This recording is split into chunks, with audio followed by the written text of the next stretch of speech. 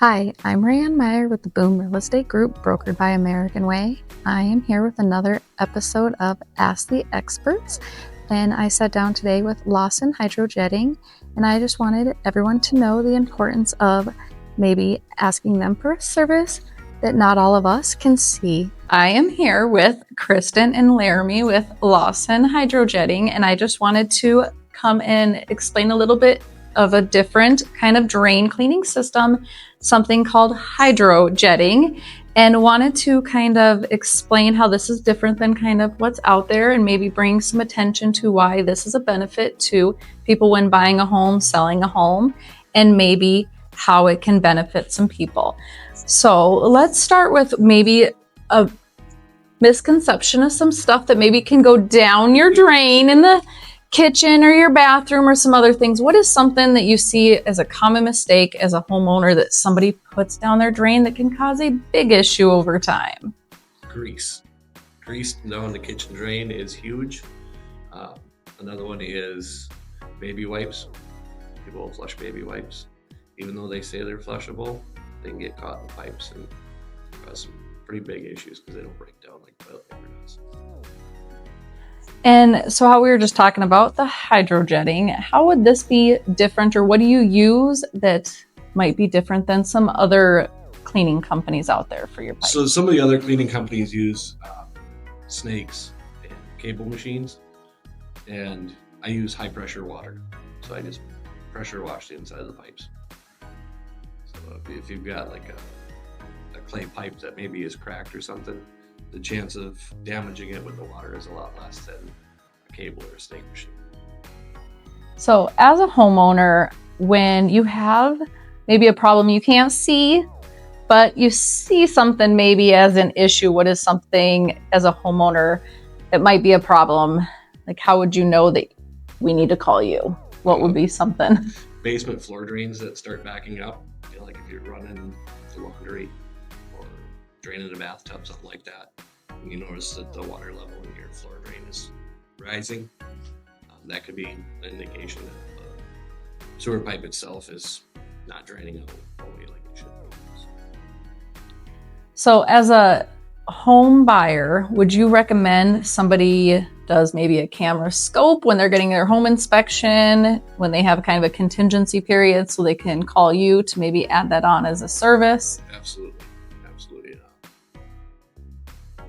Camera inspection of sewer lines should be part of any home inspection for purchase, just so you know what you're getting into. So you don't move in and 3 months later, all of a sudden you find out that the sewer pipe is collapsed and things like that.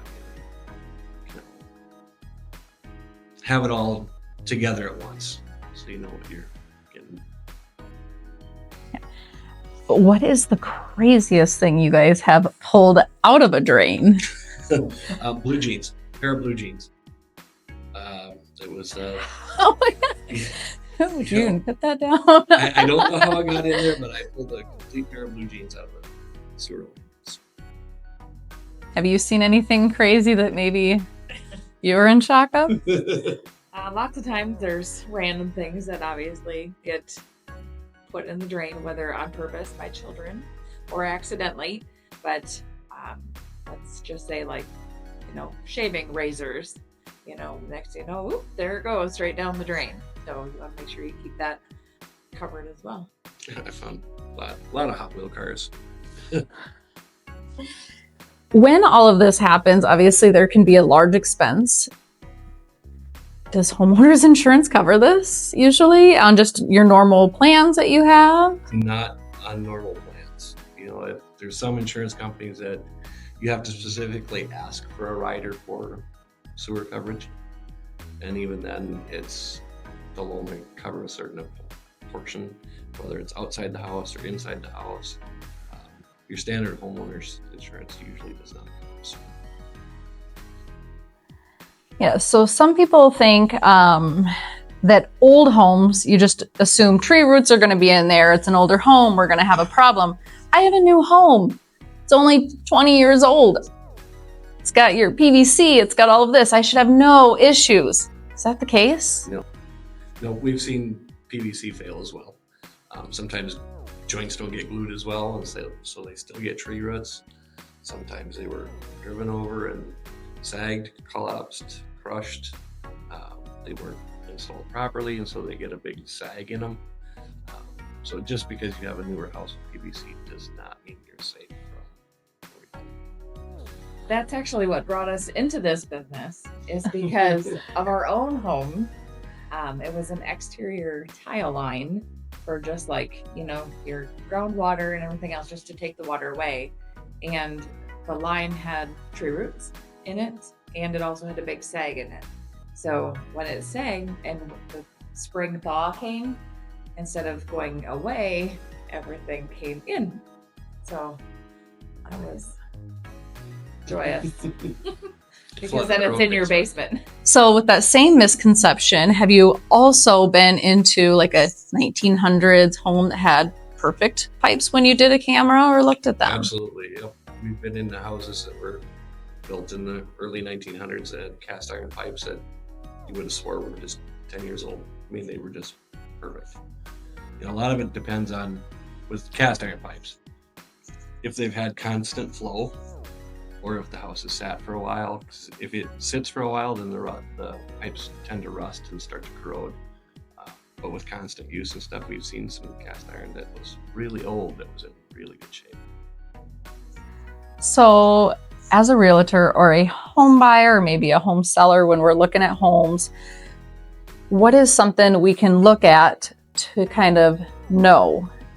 Is it something we can kind of look at to know if it's going to be okay, or is it something you're just like, nope, you need a camera because you're not going to know till you're in there? You're not going to know until you're in there. It's just because the soil stack in the house is PVC doesn't mean it goes into cast, clay, Orangeburg.